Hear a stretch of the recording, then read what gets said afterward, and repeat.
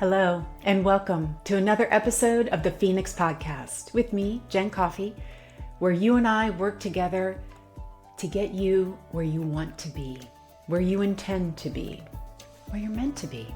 This week, I am now in week 3 of my time here in Switzerland. And while I will be spending the bulk of this time talking about a very frequently requested topic when it comes to discussions of manifestation and the law of attraction, you guys, I got to spend a couple of minutes completely unrelated loving on Switzerland. This country, or at least what I've seen of it so far, which is actually quite a bit. This country is starting to rival, in my opinion, though not enough of a global education do I have to make a very valid opinion. I can only tell you what I know so far. This country is rivaling Iceland for the Jen Coffey awarded prize of cutest country in the world. Okay, now I have lots of research still to do, like dozens and dozens of countries.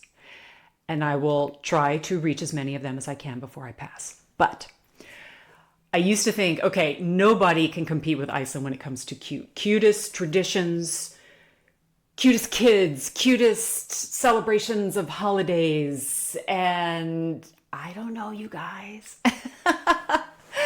Switzerland right now, this is the week before Easter. If you're listening to this, which everyone will actually after Easter, they are highly anticipating this holiday.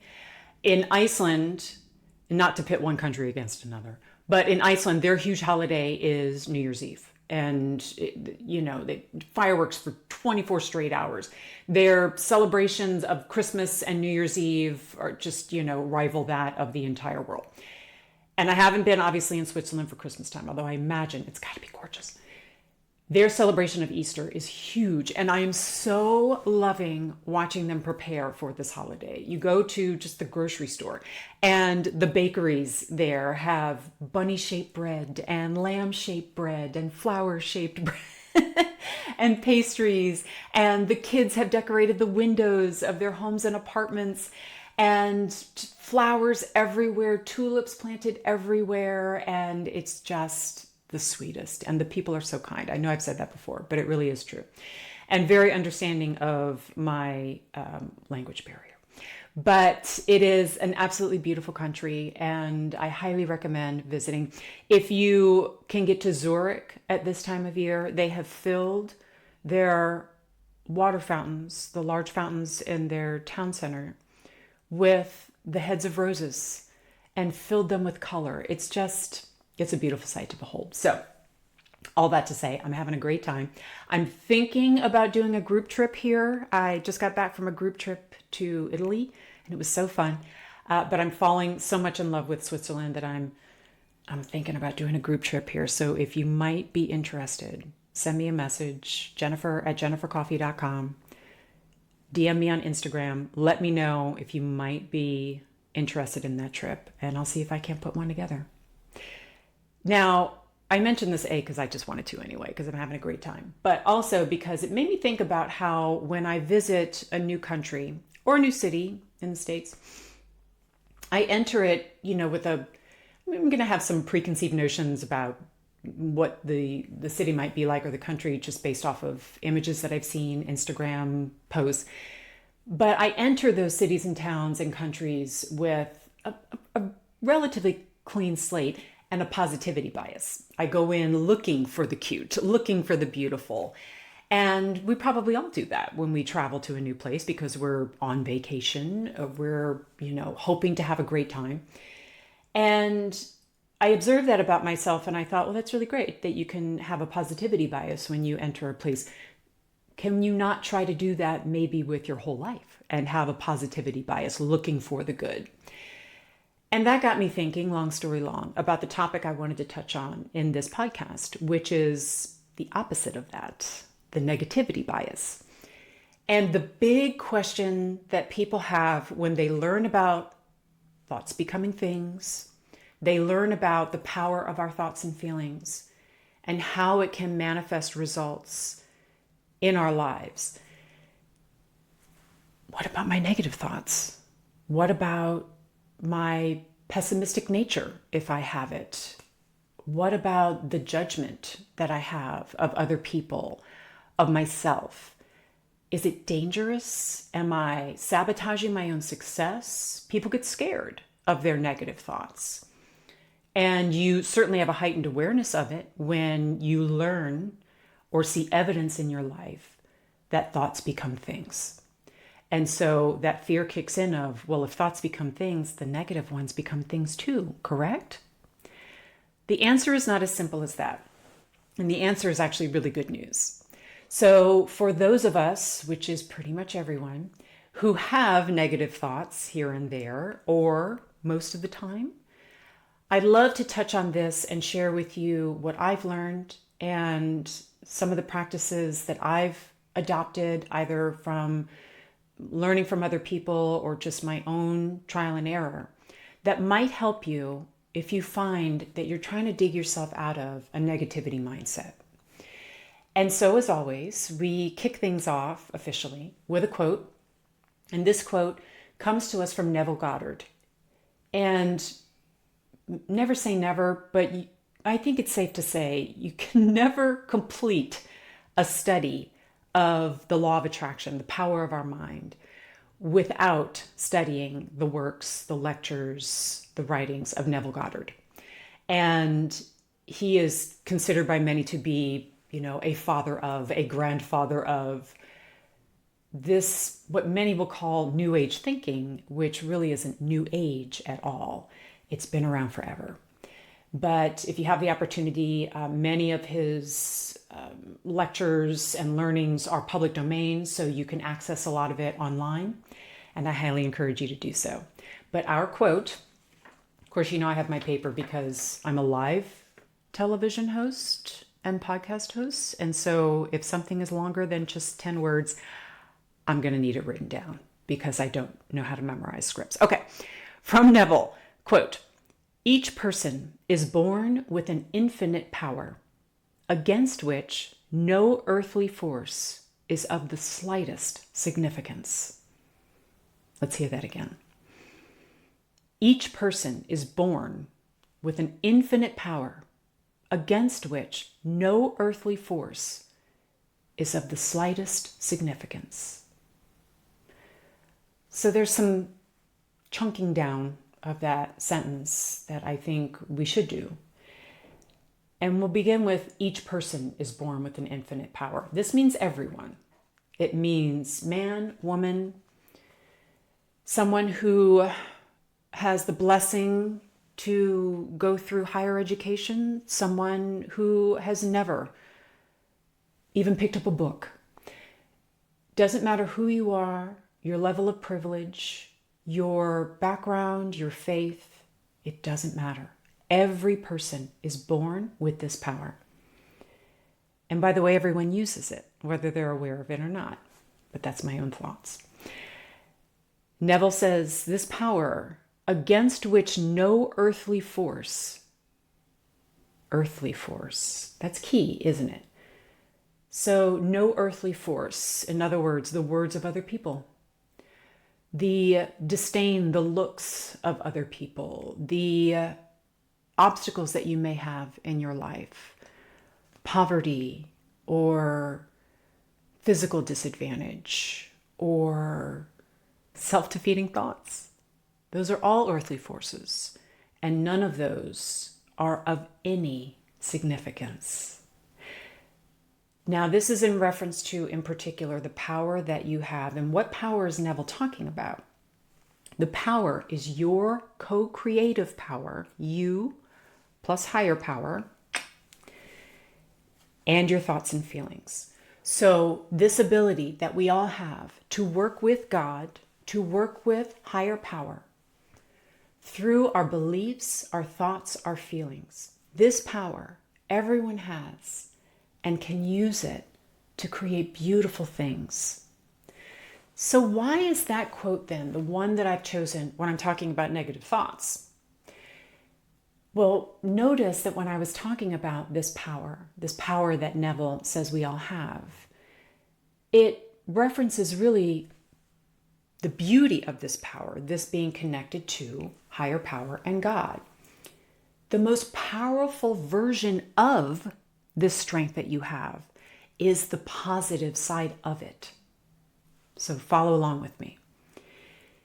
You being able to create what you want in your life has more power behind it when it is coupled with good energy, positive thoughts, positive feelings.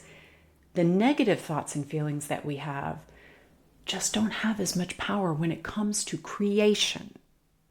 So I want to break this down, as I always do, in a few points that I hope will help us all understand how negativity feels very powerful and can be sometimes.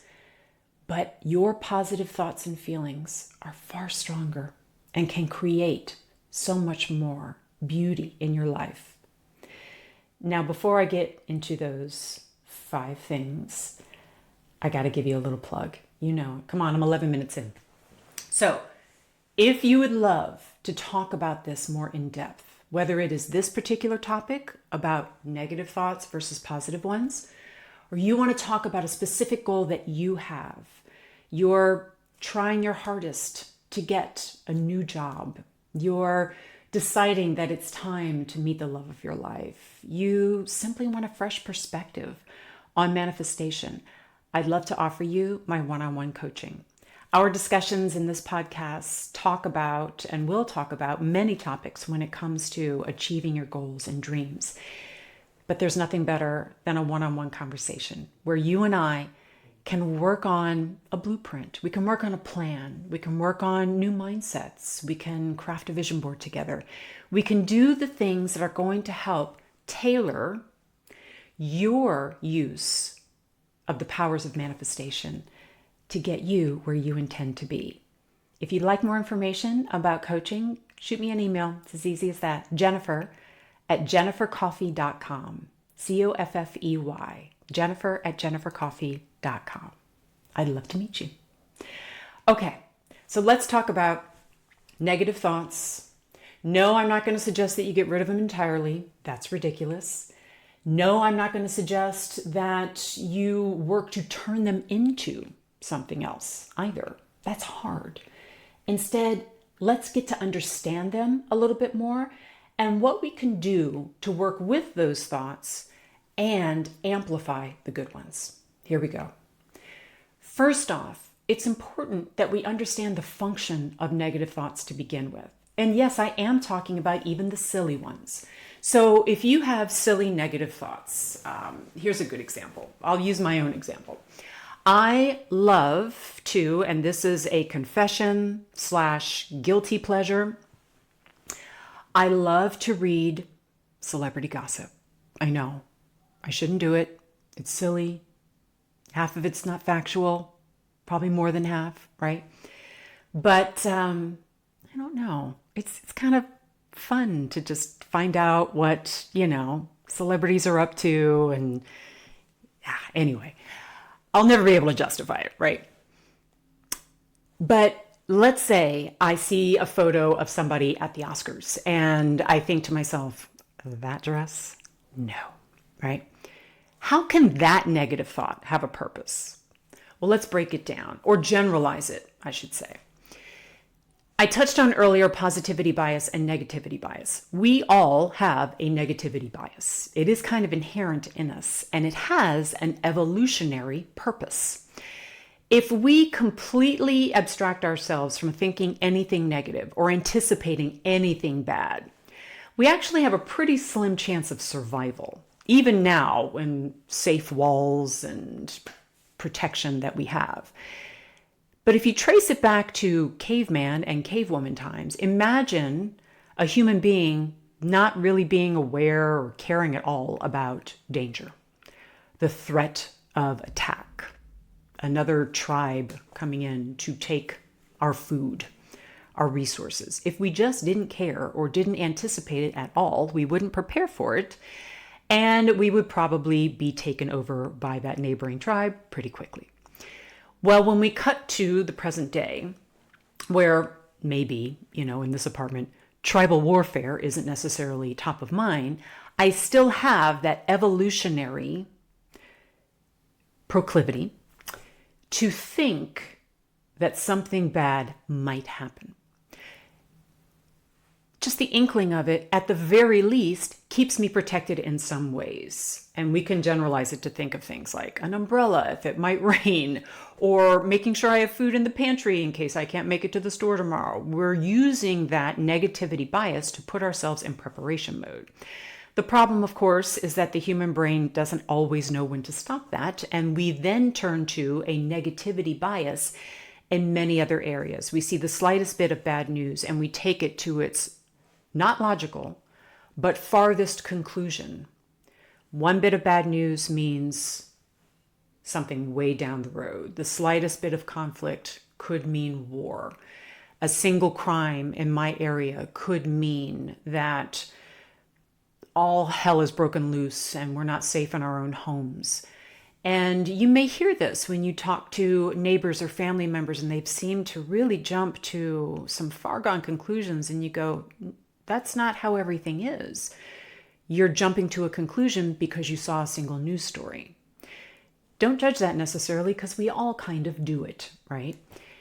So when I think, oh gosh, that dress, and I'm judging something that I saw online, believe it or not, that is a function of my brain defaulting to something negative, and that has happened over 50 years as I've taken that evolutionary negativity bias and allowed it to become something else.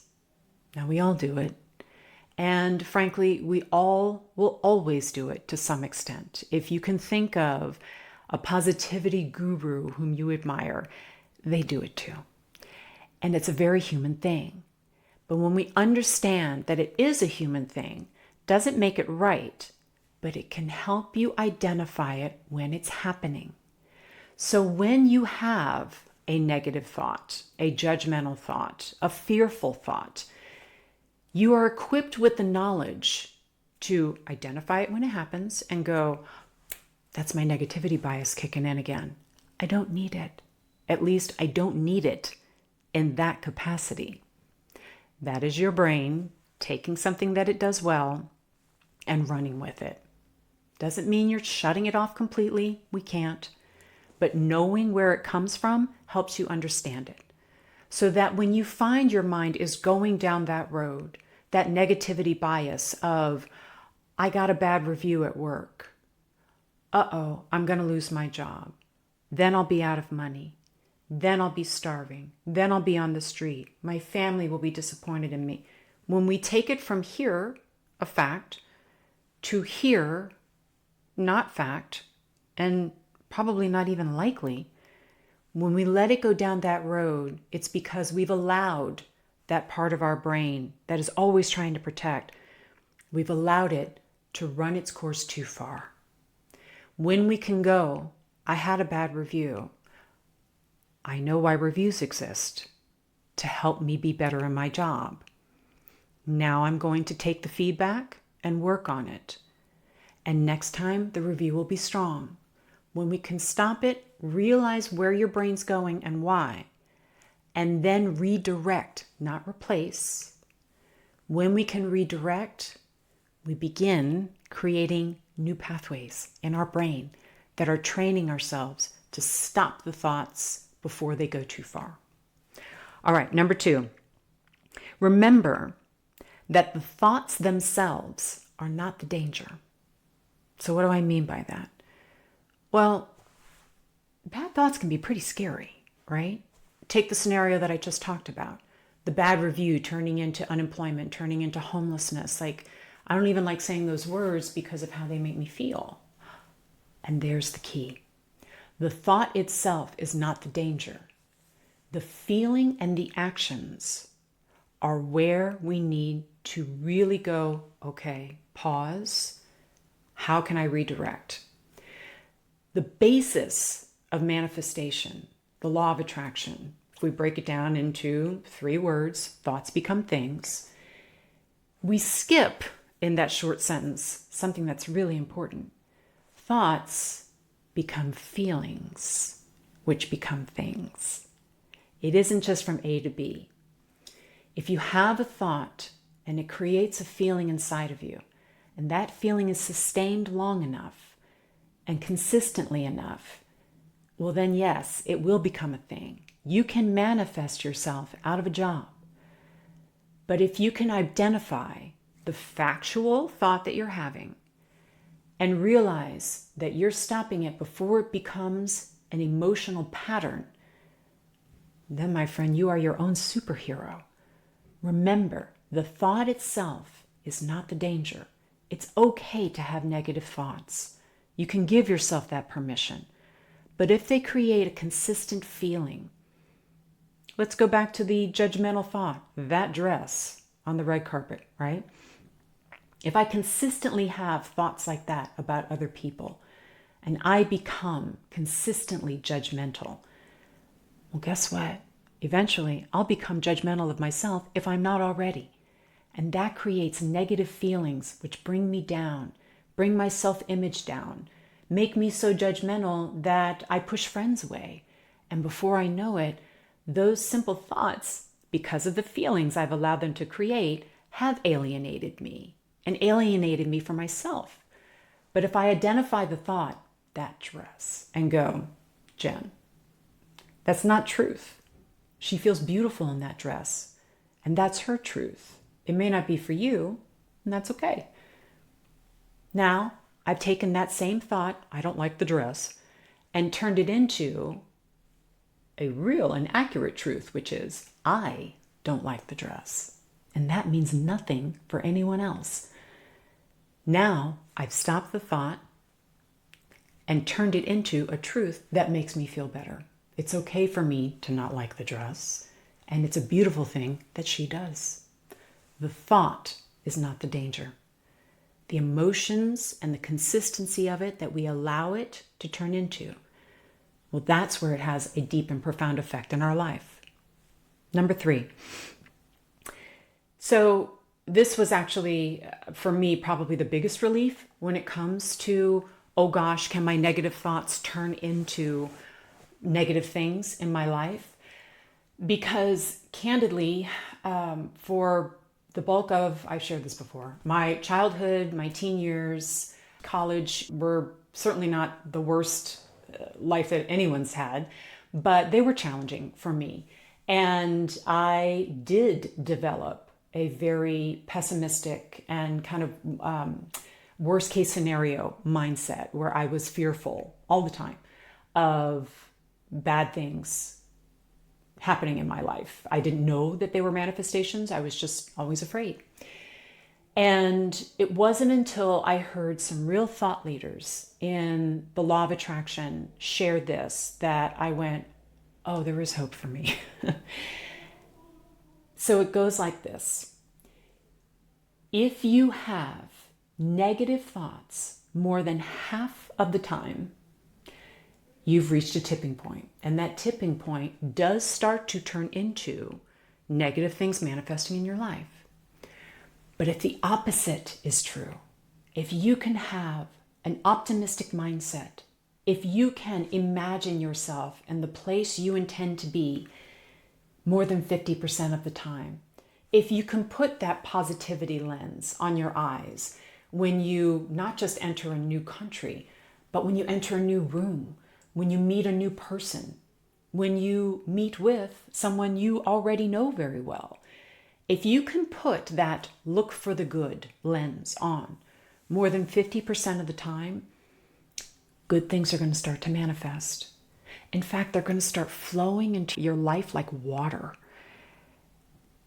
We're only asking for 50%. When I heard that, I went, oh, you know what? I think I can do that. Because if you were to tell me, Jen, we know you had a tough life. We know you have a tendency to be afraid of bad things happening. But we're going to need to get you to like 99% positive thoughts. I would have given up at the very beginning because that would have been so overwhelming for me that I couldn't imagine enough therapy actually being able to achieve that. And I would be right. But if you can make the momentum towards optimism, believing that good will happen in your life more than 50% of the time, You're winning.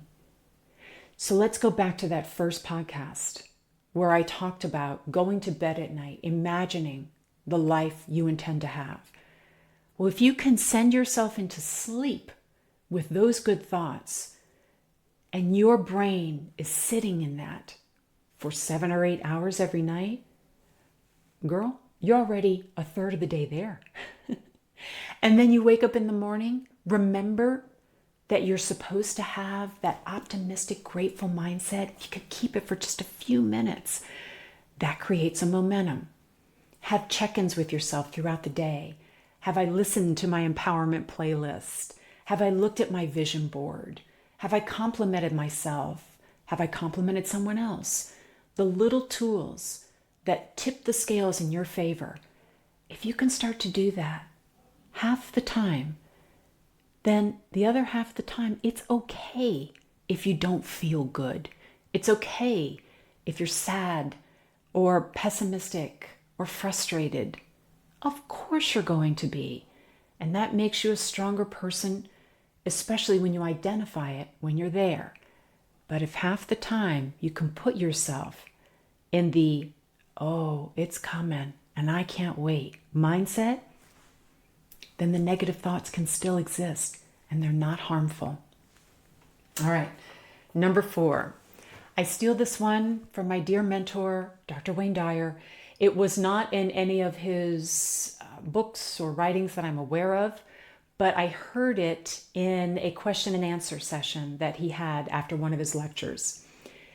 And I always thought it was so beautiful that he would be paid to come to a venue and give his talks and then still, save time for people to come up. And that's important because, as a speaker, I know it's one thing to have in your head what you're going to say, and it's another to engage in conversation where people are asking you questions and you're not necessarily fully prepared.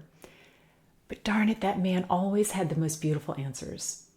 So one gentleman in one of his audiences got up and said, I followed you and I've read your books and I'm putting into practice so many of the things that you say, but I'm really struggling with judgmental thinking. I struggle with critiquing myself and, being frustrated with people at work and thinking, gosh, can't you do a better job? Or people in traffic. And, we all have those thoughts of, gosh, what an idiot, and I don't know how to stop that. And I'm really struggling with that.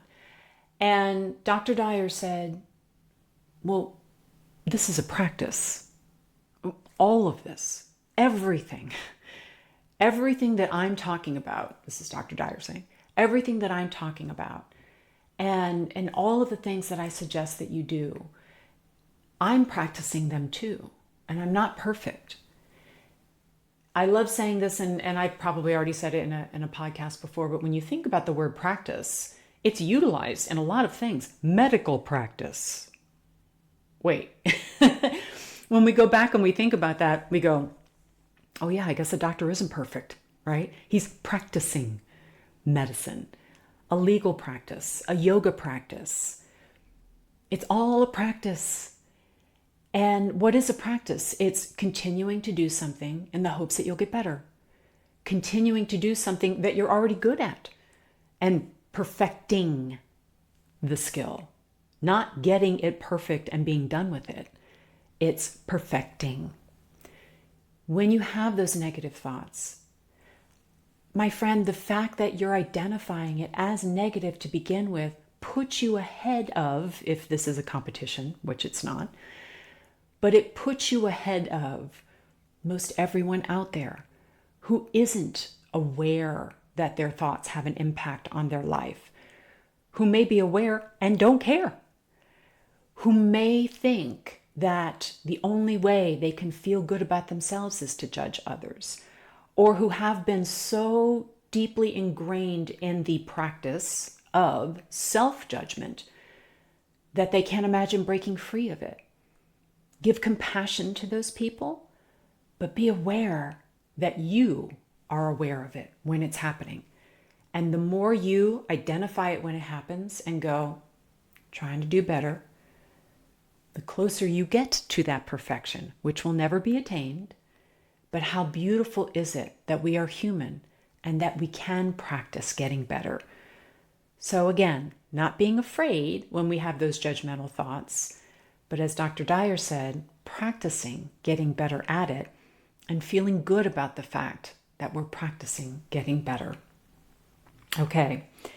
And then finally, this is your opportunity to understand and know that those positive thoughts that you have are so much stronger than the negative ones. They don't feel like it at the time, right? And I've read studies that actually say that negative thoughts have more impact in your life than positive ones. And I've read studies that say the positive ones have more power and impact than the negative. Now, if we make this a purely scientific study, I understand why some could conclude that negative thoughts are more powerful. Because you think about how over time, negative thoughts can bring a person down, can make them depressed, can have them believe things that aren't true. But if we look at positive thoughts, positive practices, positive actions, not to poo-poo the science on it, but I know how I feel. And when I feel something positive, love, joy, compassion, optimism, I know how I feel, and I feel open to God's grace. I feel like I'm receiving nothing but good energy. I feel stronger. I feel like I can achieve good things, big things. And when I consistently think negative thoughts, while they're powerful, they don't feel strong. They feel instead like they're weakening me. And I can't think of many negative feelings that make me feel strong. They only make me feel weak, lacking energy, lacking higher vibration. So which of those two forces are better at creating? Because if we're talking about manifesting and creation, well, what energy has to be involved?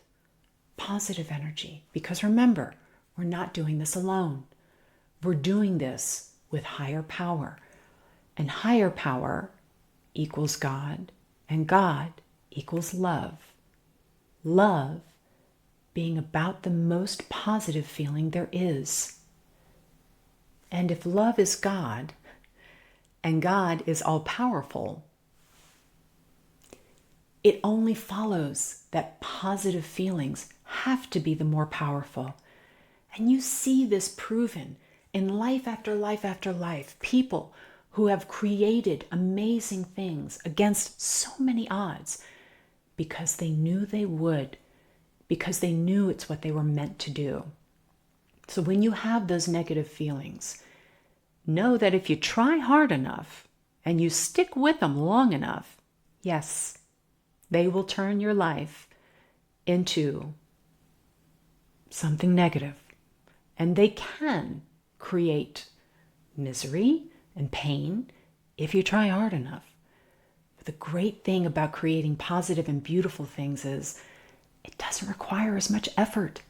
It requires you tuning in to what makes you feel good, identifying that positive feeling and running with it every chance you get.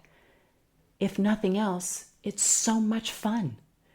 But the truth is, it isn't just fun. It creates miracles. Don't be afraid of the negative thoughts.